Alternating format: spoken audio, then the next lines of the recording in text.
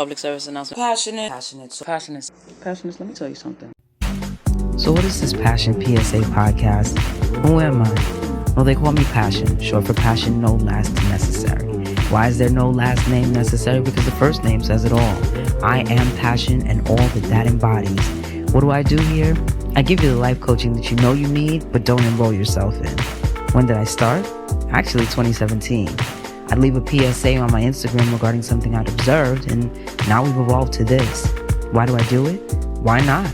If even one person is able to take away one thing that changes their life, someone else's life, or changes the world for the better, then I've done what I was charged to do. So come on in, sit and listen for a while. There's something here for everyone at the Passion PSA podcast. Greetings and salutations, my beloved passionate newcomers, visitors, and guests. Season 7. Including today's episode, we are 12 episodes away from 100. Welcome to another episode and season of the Passion PSA podcast, where I, Passion No Last Necessary, your Get You Right Guru, issue a weekly public service announcement about whatever I've observed, was on my mind, or what you write and ask my advice or feedback on. This is a for your consideration zone where the objective is to offer you a perspective you may not have previously considered to A, expand your thinking, and B, aid you in becoming a better version of yourself and for others. This is a safe space, but not necessarily a delicate one. I will never rob you of your right to feel what you feel. The same way I won't sugarcoat the truth to make it more palatable. The goal is to get you to higher, more expanded thinking so you can operate as your highest and best self. If you're new here, affirmations are our first order of business so that we can intentionally raise the vibration and start on one accord. Let's get on the same frequency. If you're ready, go ahead and take a deep breath. You are always welcome to repeat after me or to use this time to state your own affirmations. I am grateful for the lessons I've learned. I am grateful for the lessons I've taught. I am grateful for what I've gained. I am grateful for what I've released.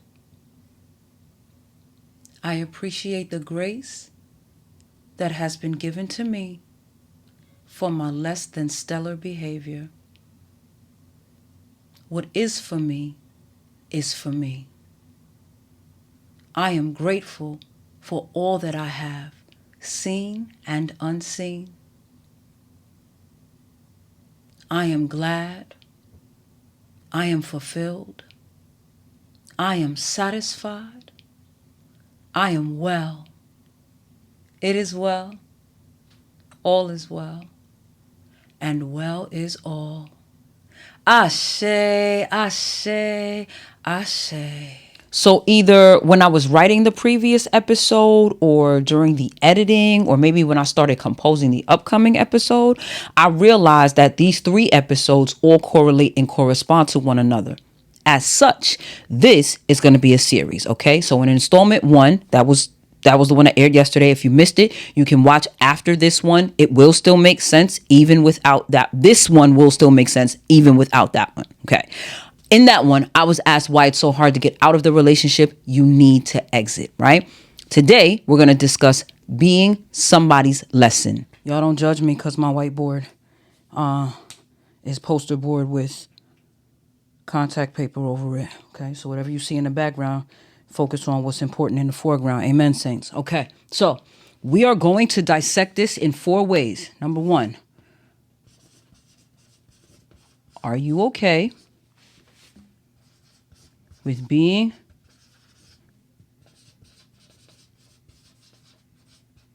someone's lesson? That looks crazy. Number 2, do you realize you're someone's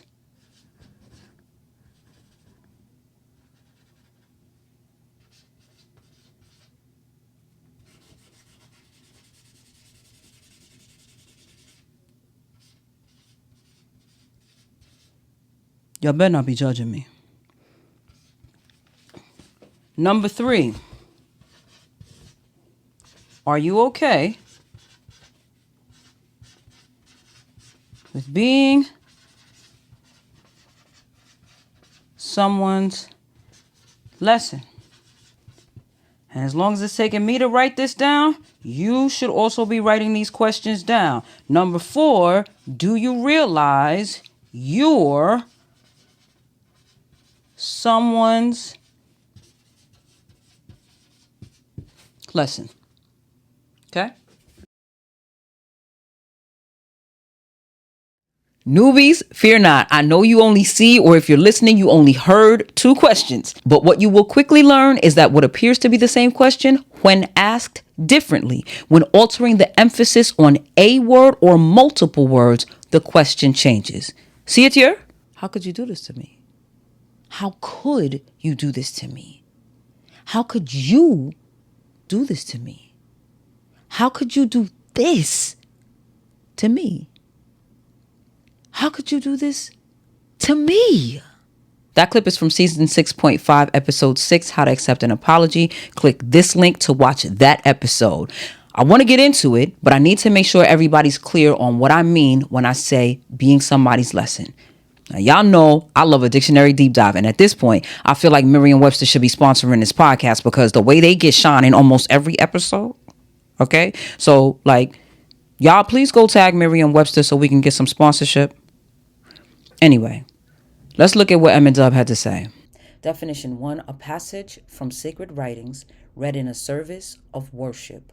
Definition 2, A, a piece of instruction. B, a reading or exercise to be studied by a pupil. C, a division of a course of instruction. Definition 3A, something learned by study or experience. 3B, an instructive example. C, reprimand. Lesson as a verb, to give a lesson to, instruct, lecture, or rebuke. Now, the first thing that got me was that the primary definition was a passage from sacred writings read in a service of worship. I thought for sure it would be the 2B, 2C, 3A, or 3B definitions. And that's what I had in mind when I posed the first question. Do you realize you're somebody's lesson? A lot of people struggle with the idea of being somebody's lesson because they feel like, why was I the one who had to do all of the work? And then the next person who was not in the gym shooting gets to reap all of the benefit of the work. Those same people tend to overlook or fail to realize that while they feel that way about somebody, somebody feels that way about them as well. So this person that you went through hell and high water with, you feel like you were their trial period because now you see them in this next relationship and it's going well and they're flourishing and they're happy and all of the things that you felt like you were supposed to get from that person, this new kid on the block appears to be getting it. You don't know what the differences are in a side-by-side comparison of you and the new kid. You don't know if that person speaks differently, if they enter and overstand differently. All you know is that this individual, when they were with you, did not give you what they're giving the next person. And how dare they be in this next relationship and take all of everything that they learned from being with you, all that they acquired from being with you, and then go apply it elsewhere. Newsflash. Your mama feel like that about you. And while you tell yourself, it's not the same because it's not the same kind of relationship, it is 100% the same. You are somebody's lesson as well. So those self-pitying questions, why did I get somebody's trial? Why did I get the lump of coal and this person gets the diamond? You were a lump of coal at some point. And I think it's important to note that some people grow together, some people grow together, and some people grow together. Again, 3 different things. So I enlisted the help of some of my plants to help me construct this visual for the metaphor. Some people grow together, meaning we're in a relationship. We're recognizing that in our evolution, we're both changing. And as we are evolving, as we are shifting into different iterations of ourselves, we are still able to maintain some type of homeostasis in our relationship. So we're able to stay together through our growth. You're growing and I'm growing and we're growing simultaneously and growing or becoming closer. That's one grow together. Next grow together is I'm this person over here. You are who you are, and as we grow individually, we are able to come together. It's like a vine wrapped around one tree and a vine wrapped around another tree, and then the two vines are growing, and they're growing in each other's direction, and eventually, as they continue to grow towards each other, they begin to intertwine so they grow together. Sidebar, y'all remember when I was getting the floors redone in season 2? In episode 10, I showed you the chaos the house was in, but specifically in this clip, you can see that Olive, my rubber tree, is next to Yugi, Goku, and Rohana, my yucca canes. Now, ever since they spent that time together, Olive leans toward them. It looks like she reaches for them, growing together. But how is this different from the first one? These two are growing together to create unity, okay? Put a bookmark here because we're going to talk about unison versus harmony this season, okay? Point is, there's oneness. They cleave to each other. The third grow together. We're both in this situation, and I'm growing and you're growing, and we're growing at the same time. We're not growing towards each other. We're not necessarily growing away from each other, but we are both growing. That's more companionship or friendship, right? But how is this different from the first one? We're not necessarily getting closer in our relationship, but our growth is not dividing us either. So we're growing, maybe at the same time, maybe not, maybe at the same pace, maybe not, but we are both growing, and we recognize that. And because we are in this relationship together, we are growing together. 3 different types of grow together. And sometimes we're so hung up on the type of grow together we wanted, we don't allow room for any other grow together to exist. Write that down. Because this is how we end up at. No, absolutely not. Nope. I am entitled to my anger. I absolutely have a right to feel this way. Are you kidding me right now? Are you kidding me? Are you kidding? Oh my God. I was shooting in the gym with you. I was the one at all the games where you were losing. I was there when you were sinking dollar after dollar into the business, and it never became anything more than something that you had to write off. It never became anything more than a bankruptcy. It never became anything more than a dissolution. I was there. Not only was I there, I was pouring into it. I was funding a dream that I didn't want no part of, but you wanted it, so I supported it, and I don't get nothing from that. While you get the benefit of all my hard work, and somebody else gets that benefit too. And there's somebody who feels that exact way about you. Whether you are aware of it or not, whether you are comfortable with it or not, whether you are proud of it or not, you are the product of somebody else's hard work. And that person might not currently be able to benefit from the hard work that they did to get you to the individual that you are now. The one that somebody else thinks is spectacular. Because baby, when they had you, you were a spectacle for sure. But you were nothing like spectacular. You were amazing, but you weren't amazing. You were something else, but you weren't something else. You were a sight to behold, but you weren't a sight to behold. And so the person who got the amazing, spectacular, something else, sight to behold, the person that got this got the product of somebody else's hard work. Now, whether that hard work was your mother's, your grandma's, your school teachers, somebody did work. Long-winded example, okay? There was a job that I had. We've talked about me and on time and the struggle that I've had with that my entire life. I'm literally late right now. So at this job, at one point, the store manager started scheduling me almost exclusively for closing because for opening, I was late, like unforgivably and like termination late. Even though this particular location was right upstairs from the train station, for whatever reason, me and on time just wasn't really working, especially for opening. When I got transferred to the next location, I was exclusively scheduled to open. Y'all see my hair falling?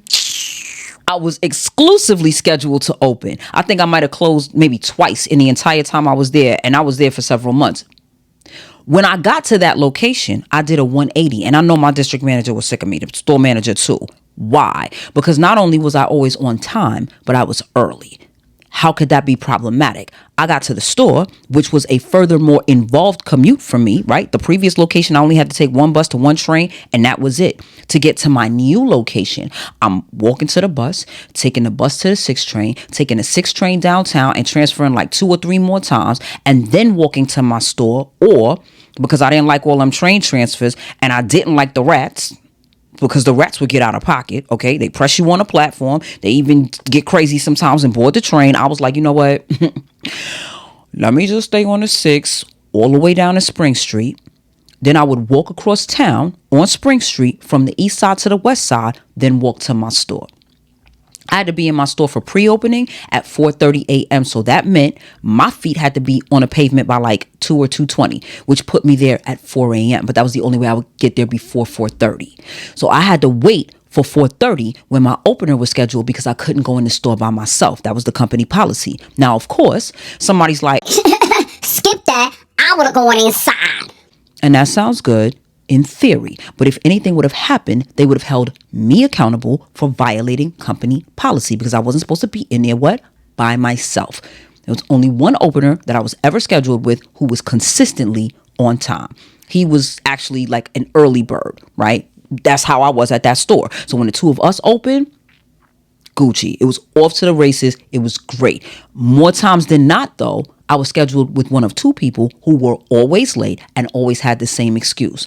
Always the train. It's not the train. Okay? You're talking to me about something that I know. I take the train too. You can't beat me in my head. So you got one coming from Brooklyn blaming the alphabet lines, right? The A, C, and the E. But I just told y'all sometimes I took the E train, so I knew how they were running. Also, my never late opener, also traveling from Brooklyn, taking those same trains and never running into issues ever. Now, my Bronx Johnny come lately, we were coming from the same part of the Bronx just about. He's coming from Edenwald. I'm coming from Co-op. His excuse, oh, but it's not the same distance. I bet. I mapped out like 3 different routes he could take. He didn't want to take those routes because he didn't want to inconvenience himself in that way. The job wasn't that serious to him, but being scheduled at the time he wanted to work was. Getting his paycheck was that serious, but actually getting to work and the store opening late was of no real consequence. Point is, all of us had obstacles. I worked around mine and was early every day. Bronx and Brooklyn, they were late every time they had to open, which caused the store to open late consistently because I'm upholding policy. And since my openers were rarely to never there on time, and also since I had a history of being late, I would intentionally call the district manager and the store manager at 4:30 to let them know I was there and I was waiting, but I was alone. At the previous store, you could blame me, but at this store, you couldn't. I'm not only early, it's the dead of winter and I can't go inside. So I'm standing outside freezing. I'm supposed to be at the store to open the doors and set up at 4:30 so we can open the store to the public at 5. I'm there from 4 o'clock. Here it is 4:50. I'm still by myself. The store's supposed to open in 10 minutes. 5 o'clock. Here you come strolling up the block talking about, Well, why you ain't go inside? why am I supposed to jeopardize my job because you don't want to come on time? Like, why don't the store manager schedule you on a shift that you can handle? Because clearly you can't handle opening. You don't want to be here past a certain time, but you can't get here at a certain time. What's the point? Wherever Brooklyn went after this, I'm believing she was on point and more timely. There was work that was done with somebody else. A lesson, what was that? Child, I ain't got time. A lesson was learned, okay? There was friction with me. There was reprimand from me. Her lesson was the consequence of lateness. Her lesson was that everyone isn't going to take her tardiness in stride, especially since she was so nonchalant about it. Her lesson was that you can be great in most of what you do, but if you're lacking in a key area, you can also lose your position because of that one thing. It's not always the number of things, but the impact. My lesson was what it felt like to be the one waiting. My lesson was the necessity of being on time when something can't start without all parties being present. My lesson was how to work with someone who didn't take the business seriously because it wasn't their business. The same thing for the Bronx, wherever he ended up. And no, I didn't terminate either of those employees. I left the company before they did. Point is, when I got to that location, I wasn't going to allow myself to be terminated for the time and attendance issues I had at the other store. The staff from that store, though, they never got to see or experience my growth, but they had to deal with my growth process. They were my learning period, and I was their lesson. That manager had to learn about scheduling people at times that work for everyone, learn about not firing someone because of their one weakness when they have so many other strengths. Just the opposite of what Brooklyn had to learn, right? Now, have I gotten 100% better? Clearly, no. I just told you I'm late. But I've admitted that before, and I am actively working on it. And in this period, someone is still having to deal with me arriving late for different reasons, and definitely not to those extremes that those managers dealt with, but still not an excuse. And in the next place, in the next space, where the person never has to deal with me arriving late because I'm always on time or I'm always early, where I am now and all the places before where they had to deal with my tardiness and were over it and consequently over me, all of these combined places will have been my lessons. Collectively, these will be the experiences where I ultimately mastered time and attendance, my learning periods, my trial periods. And while when I reach that place where I'm not late under any circumstances and someone's feedback is, Oh my God. You know what I love about her? She's always on time. Like, she's always early. somebody from any of my previous experiences could say, Her? Ha! That's a shock. She was always late when we were working together. sidebar, did Brooklyn and Bronx get better? I wouldn't know. I haven't seen either one of them in well over a decade. And if they did grow and become more, is it whack that I didn't get the benefit of that? You know what it is? It's irrelevant. It's more than 10 years later. Would I have stayed at that job longer if they had been more prompt? Probably not. I'm years and experiences away from anything that happened then. And at this point, they're just characters from a few months in my yesteryears. Anyway, while you're feeling a way about somebody being better now that they're not with you, remember that no matter who, what, or where, everybody got to go through a period of learning and growing. And if you catch that person at their point of learning and growing, it's not a slight from God or even a slight from them that you don't get to reap the benefit of the learning and growing they did with you. You too had to learn and grow. Some people are so caught up in being mad about somebody not giving them what they thought they should have gotten from them. Instead of evolving, they devolve. So now they're regressing and going into the next relationship damaged, bruised, and broken. Now somebody else got to go through a period of learning and growing because they're not getting the developed version of you. They're getting the version of you that needs to be reassembled, that needs to be remembered. You need to be remembered because you feel forgotten. I hope you heard what I said, and I hope you caught it. You need to be remembered because you feel forgotten. You feel like somebody forgot about what you deserve. Whole time, you may never have been supposed to be with that person long term. You probably were only ever supposed to be their learning period so they could glean something from you, become more, and then go to where they were supposed to be. Tell that to every middle school teacher that ever lived. Middle schoolers are horrible. Horrible. As adults, they laugh at how awful they were. But what they find amusing about their immaturity, someone else had to suffer through. All right. We got props, y'all. And don't talk about graduate bear. Ask me where graduate bear, graduate cap is. Graduate bear been with me since I graduated from kindergarten.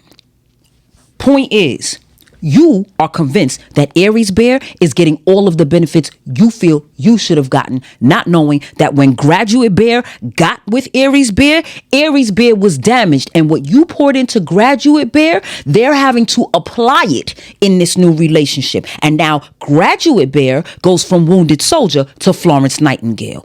Graduate Bear has to be the person or the bear you were to them, to somebody else.